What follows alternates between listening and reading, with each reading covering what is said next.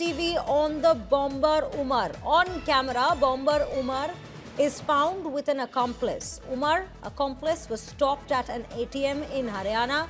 The CCTV image is from Firozpur. Jirka agencies detain Umar's accomplice. Umar's accomplice grilled by the very agencies at this given point, which was news we were bringing to you earlier as to how the police is now interrogating all his aides. And now Shreya Chatterjee joins us back on the broadcast to bring us more details on this very CCTV footage. Shreya, more and more details coming to the forefront. This very CCTV footage has revealed that he was with an accomplice in this very car. What more are we picking up on this very front at this point? Well, this is a very significant CCTV, Shreya.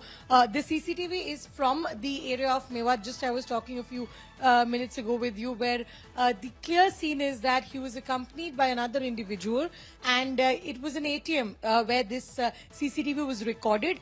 The car, you can see, it takes a sharp U-turn and then gets down at a CCTV when a second person is seen, and what is being suggested that he was along with Umar, and this person had gone down to take out money from ATM. So this person in concern has been identified by the police, is being questioned, and we're being told that the investigative agencies, be the NIE and the cell, they're all questioning this person right now on whether he was assisting him, anything related to the fact that whether he helped in giving him money.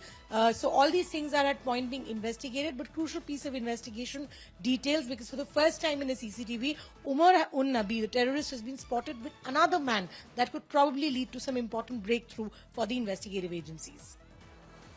Absolutely, Shreya. And I think with each passing day as the investigation intensifies, it is his accomplices who are now being looked at as to how far this network had been established or was being trying to be established by these people, especially by Dr. Umar. Shreya, thank you for those details.